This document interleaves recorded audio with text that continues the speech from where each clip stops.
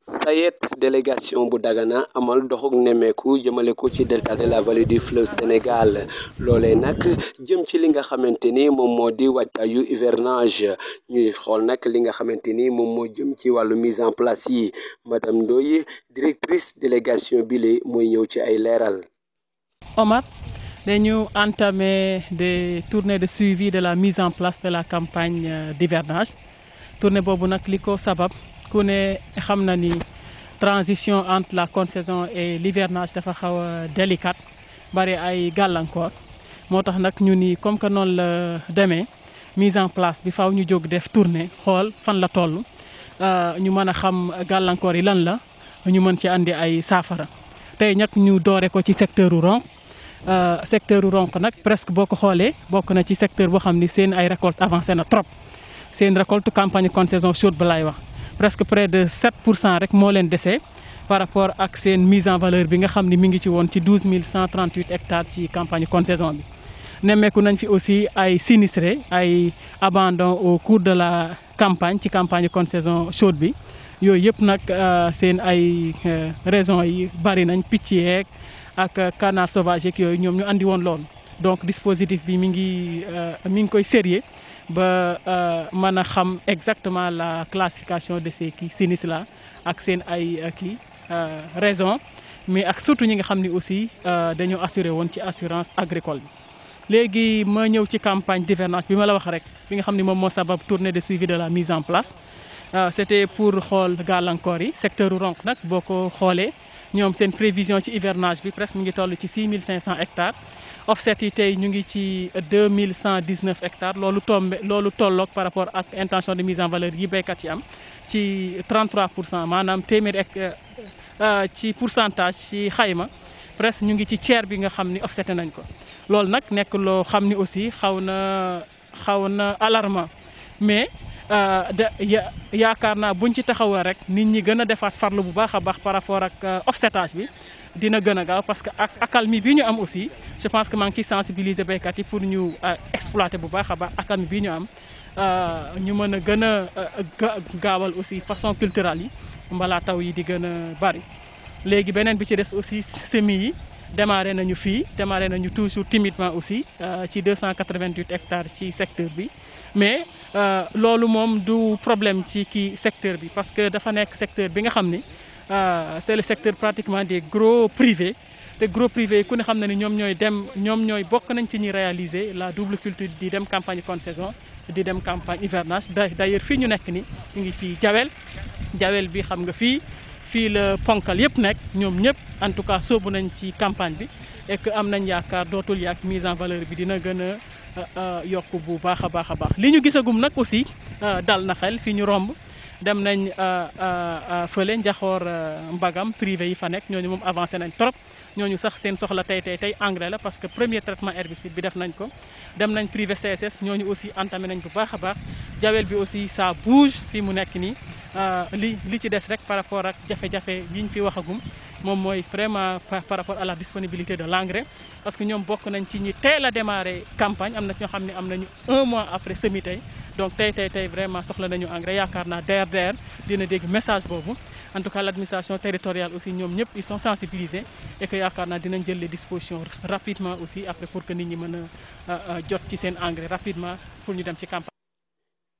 ci wàllu contrainte yi ki nga xamante ni moom moo di directrice délégation bi lee di ci dellu si waat te it di xamle rek ana yan taxawaay la ci SAED dara taxaw. am na ñu fi jooy aussi problème mu ndox mooy ñu nekk ci bu jawel bi le cas de Malick Niang Kasak Noor jaar nañ fa toutes les dispositions seront prises rapidement ndax mu mën a am ndox parce que moom il a fait 400 hectares en contre-saison nii mi ngi ci presque bëgg na def 200 hectares ci campagne d'hivernage ñooñu nag aussi war nañ taxaw ci seen jafe-jafe surtout wàllu ndox mi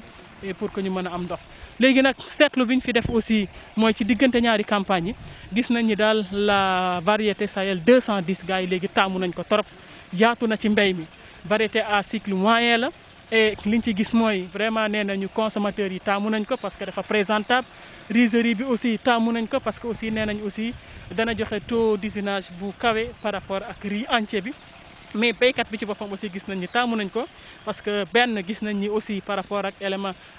premier sondage de rendement yi génn joxe na rendement yu mucc ayib yu am solo mais beneen fait bi ci gën a am solo sax mooy par rapport ak ñi am jafe-jafe yu drainage gis nañ ni Sahel 210 moom du versé dafay taxaw et que loolu aussi dafay augmenter seen ay chance par rapport ak ceeb bi bañ a tëdd et que loolu dafay faciliter borom machine bi aussi mu mën a récolter ceeb bi yëpp mën a éviter les pertes post-récolte aussi donc Sahel 210 daal ren gis nañ ni yaatu na ci contre-saison hivernage bi aussi ñu ci bari jël nañ ko donc campagne d'hivernage bi mi ngi installé wu ndànk-ndànk petit à petit ñuy ñaax ñëpp rek ci accalmie bii ñu am nañ ko exploiter bu baax a baax mën a gën a accélérer waat les façons culturelles ba nga xam ni même bu tawee semis rek moom mooy des ñëpp daañu mën a semer secteur donc nag am nañ ci yaakaar parce que secteur la boo xam ni c'est un secteur à fort potentiel risicole loolu laay wax ñoom moom ceeb rek la ñu xam en contre-saison et en hivernage surtout les gros privés yi nga xam ni fii nii la ñu gën a. nag ñoom producteurs yi ña ngay rafetlu rek doxuk nemmeeku googule te it di dellu siwaat ci li nga xamante ni moom moo di yenn gàllankoor yoo xamante ni ñi ngi ci mbay mi te di gën a tàllalaat loxo ñi nga xamante ni ñoom ñoo di autorité yi ngir rek mbir mi gën a ñoŋ. li ma gisee ngañ mi damay jëkk approché wu si agent de SAED yi SAED indi boole ñu ak ñoom nu nekk fii di liggéey nu kontaan si ñoom lool lépp lu nga xam ne ñu ngi ko war taxawee ak nun ñu ngi koy taxawee ak nun surtout le agent bu ñuy wax Idrissa madame Ndoye gërëm nañu ko sant nañu ko vraiment ñëw nañu si nun te kontaan nañu si ñëw bu ñu ñëw bi si nun léegi nag suñu mébét rek lu ñu leen mën a jooy di leen ñaan am nañu ndimbal naam parce que fi ñu nekk actuellement di bay c'est pour la CSS CSS moo ko moom CSS dimbali nu jël suuf bi jox nu ñu fiy mas suñu wërsëg CSS jël ay machine am jël tous les moyens def ko ci terrain bi jël van yeeg tout ça def ko ci terrain bi travailleurs yi di ci liggéey ñu ciy am suñu wërsëgu yàlla di daan suñu doole. léegi nag li ñu bëgg mooy ki ñu dimbali dolli ñu dimbali ñu ngi ñuy dimbali bu fekkee ci état bi ñi mu yebal boole noog moom ñu ngi ñuy dimbali. su fekkee si CSS bi nga xamee ni moom moo jël suuf bi jox nu CSS mi ngi ñuy dimbali madame Ndoye noo ngi koy gërëm di ko sant dimbal am nañu ko si côté boobu waxuñu foofu mais li ñu bëgg mooy ñu dimbali nu li coopérative yëpp di am naam individuel lañu mais au moins ñu am benn tracteur am benn machine offset bu nga xamee ni bu ëllëgee si biir bu CSS loxoom toqee ay machine am jàpp daanu mën am machine bu du bàyyi suñu tool mais daal le gros daal. nun daal sunu mébétu àddina yëpp mooy ñu dimbali ñu fexe bay nu am machine côté social gouvernement bi côté social au niveau de la CES keneen ku si wax leneen lu bokkul ak lii da ngaa wax lu la neex rek ñi nga xamee ni ñoom lu ñu teg fii muy Ablaye Ndoye ak ñoom Idrissa kenn ku si nekk li nga war a def ak nun yaa ngi ko def ak nun ñu ñàkk du dara li nu am difficulté daal mooy ki nu dimbale si li nga xamee ni mooy machineuse batteuse ak offset bu nga xamee ne moom la ñuy liggéey kontaan nañu nag si lool si ñi nga xamee ne ñoo ñu jiite di sant travailleurs yi nekk yi fii jàmm nag moom rek lu ñu soxla ñun soxlawuñu dara lu dul jàmm parce que CSS defal nañu jàmm travailleurs yi ne àndaal ñu ngi noo defal jàmm keneen ku ñu indil nag leneen lu dul jàmm soxlawuñu ko engrais bi actuellement nii fu mu toll nii léegi sans dara yow sa bopp gisal nga sa bopp yow mu may interroger gis nga ko ceeb bi sax na. léegi ceeb bu sax ba pare xam nga kooku léegi déjà d'ici 15 jours 20 jours nga laaj engrais kon donc war nañu dimbali si engrais mention bi nag pour mention bi nag pour mu gën a jeex su ma ko waxee di ñuy wax sax xëy na am na lu tax mais agent SAED yu nekk fii ànd ak ñun di liggéey gërëm nunu leen sant nunu leen. waaw vraiment di ko rafetlu lool lii moom dañ koy apprécier di ko ñaan aussi muy continuer toujours ndax ngay démarrer gis say kilifa. loolu dafa am solo lool ci liggéey bi donc dañuy soog a démarrer campagne hivernage 2021 bi gis fii vraiment madame Ndoye ak délégation bi ñoom Kouta ak ñëpp vraiment ñu kontaan ci trop nag di leen ñaanal. waaw présentement ñoo ngi démarrer ci 20 hectares kon saison normale bi 20 hectares la ñu déparé nii bon par rapport ak calamité yi daan am ak yooyu moo tax sax ñu wàññi jéem a dóor 20 hectares yi quoi. voilà vraiment démarré nañu depuis le 25 de ce mois 25. taxawaay bi ñuy xaar ci autorités yi surtout SAED à travers SAED xëy na moom mooy dem ba ci présidence de la République donc di leen ñaan ñu dimbali ñu rek ci surtout côté aménagement réfection tool yi parce que tool yi bi ñu leen commencé aménager léegi yàgg na 89 ba léegi yàgg na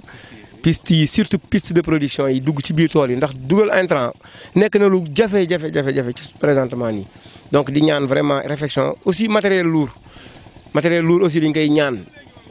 wala ñu suqali aussi GIE yi nga xam dañu am bor au niveau de la CNCA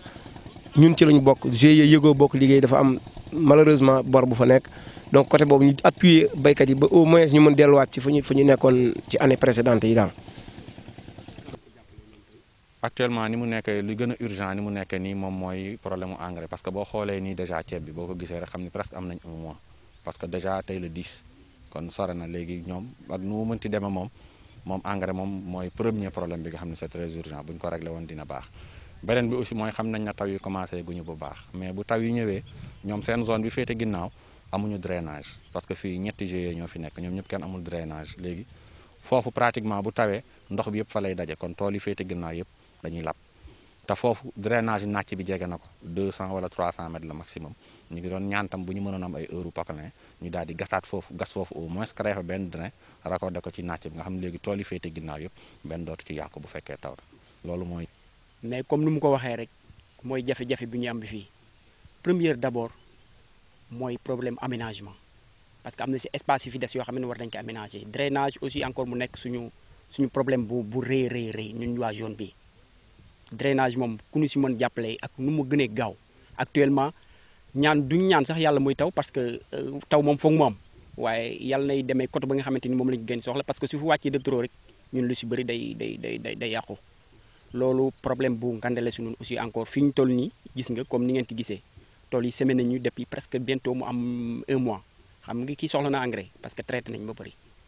kon nu ñu mën a def nu mu gënee gaaw si engrais bi yittew nañ ko loolu suñu. à part ça départ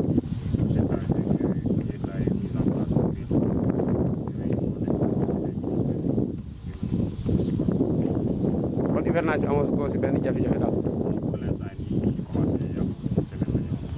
la ñu macha allah rendement bi nga xamante ne amoon nga ko concession. waaw moom rendement concession bi